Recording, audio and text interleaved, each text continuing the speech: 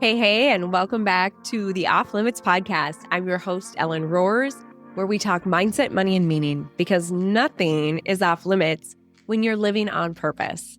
If you haven't already, hit like, subscribe, and ring that bell so you don't miss a thing. What if this chapter of your life, no matter your age, 25, 65, is the beginning of your golden age? If you're here, you are definitely one experiencing or thinking about it because you wouldn't have clicked on this podcast. But when I say golden age, I'm not saying the highlight reel or the hustle, but the moment you stop performing and truly start living. I'm going to break down 7 signs you might already be stepping into your golden age. With that, grab whatever makes you feel cozy and let's dive in. The moment you know your golden age has begun, 1, you've clicked on this video or podcast. This shift usually happens in a whisper. It's not a fireworks show. It might be something simple like you're driving, you're on the golf course, at home folding laundry, and all of a sudden you realize, I am tired of performing. I am tired of living to certain expectations or living the norm, shall we say. That moment is huge. If you have experienced it, congratulations.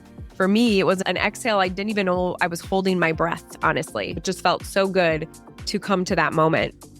I'll say it came during a very messy season. Often for a lot of us, it does come during a messy season. Maybe you're going through a divorce. Maybe you're going through a job transition. Heck, there's a lot of crazy times right now in our world. Often the messy times is what brings us greatest clarity. But for me, my messy moment was a breakup, a career pivot or layoff, some absolute money stress. I remember thinking, what is my purpose here? What is my passion? What do I really want out of life? I felt relief as much as I felt stress.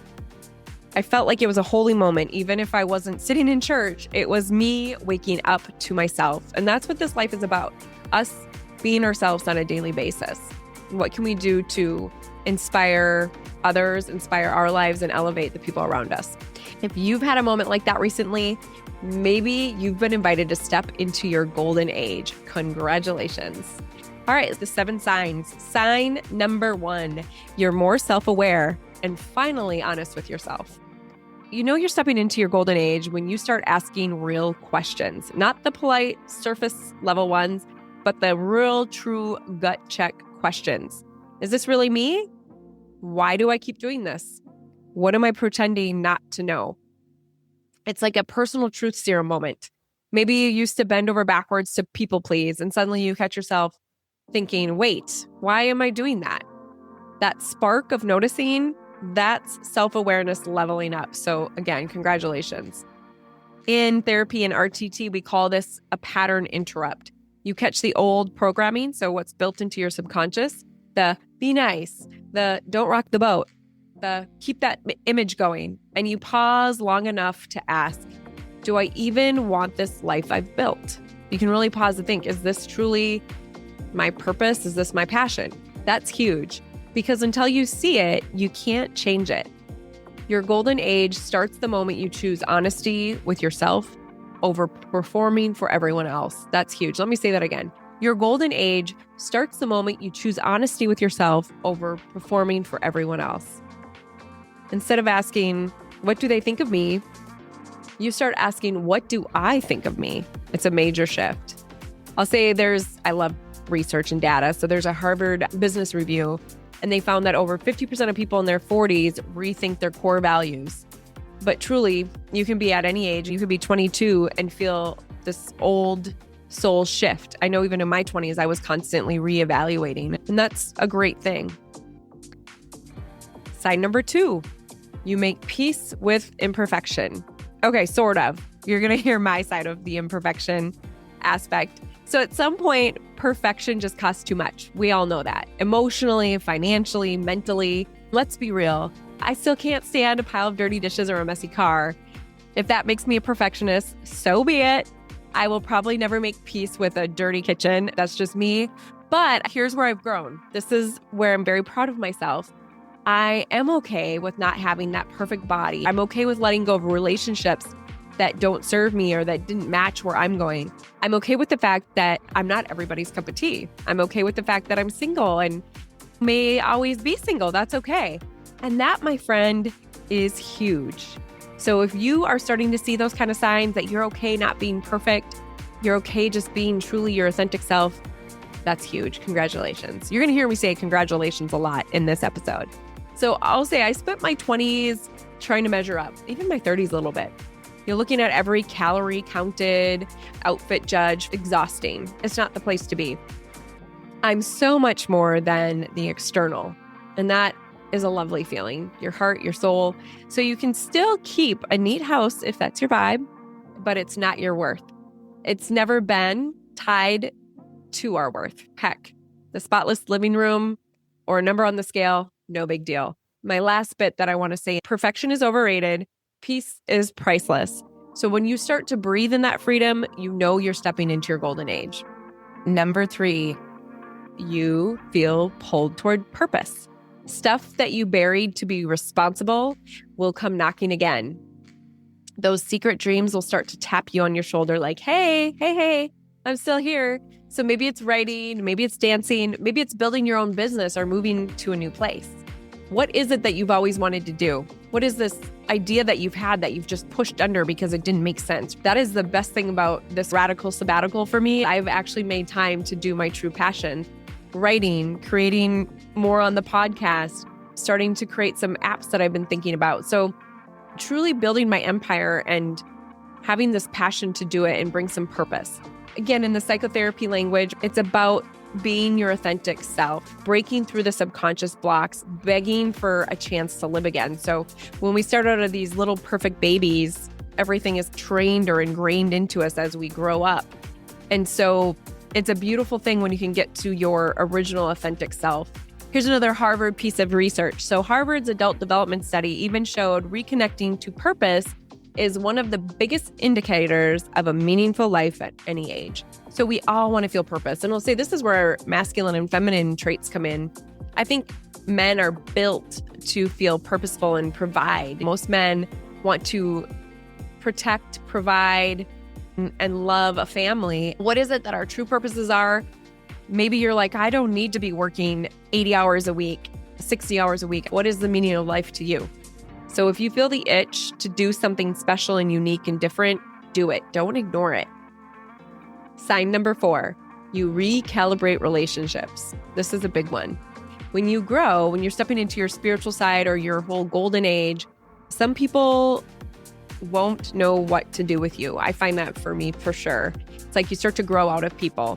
They'll try to drag you back into old patterns, or they'll just fade out. They'll just be gone. And it can feel a little lonely at times, but it's also very clarifying. So enjoy this time. But it's okay to feel maybe a little lonely, but just know the right people are going to come into your world. I've had friendships where I realized I was only ever welcome if I was performing. What is it that you're bringing to the table, or what can you do for me? And that's no longer enough for me. There's so much more. So if you've experienced that, you deserve connections that hold all of you. The messy, the growing, the healing, the goofy, the serious, you name it. A great connection is going to hold all of that, all of you. And sometimes your golden age means pruning the social garden so the good roots have more room to grow. I always look at it as weeding. Sometimes you could just mow over the grass, but those weeds are going to come back. So you truly have to prune the people in your life, just like your subconscious thoughts. So if you find that you're bearing these negative thoughts, get rid of them, just pluck them out. Sometimes it hurts, but you got to do it. Number 5, this one I love. You start to crave simplicity. And I know this is absolutely true for me. Let's talk about these simple joys, because that is everything. Your golden age makes you a concierge of the simple. I'll say that quiet cup of coffee in the morning, your dog greeting you at the door, a deep conversation with a friend that goes past the surface. I get so excited when I can have a deep, meaningful conversation versus small talk. It just doesn't fill my soul. It doesn't light me up. Psychology Today says savoring the small things is one of the biggest protective factors against depression and anxiety, especially in life transitions. One of the things that comes with the simple joys is being grateful, having gratitude. For me, I like to say thank you as much as I can, whether it's in my mind or out loud. So I don't say it in public, thank you, thank you, thank you. But if I start to find myself going down a rabbit hole, thinking negatively, not feeling grateful, I'll start to just get in that mindset of gratitude by saying thank you. and just feeling the present moment, because it gets you out of your negative thoughts, gets you out of the hamster wheel. Catch yourself. That's a big sign of going into the golden age, when you can start to really reflect and look at yourself and say, ooh, I need to stop this thought, and just say thank you. And then you'll get on another topic and keep focusing on the good.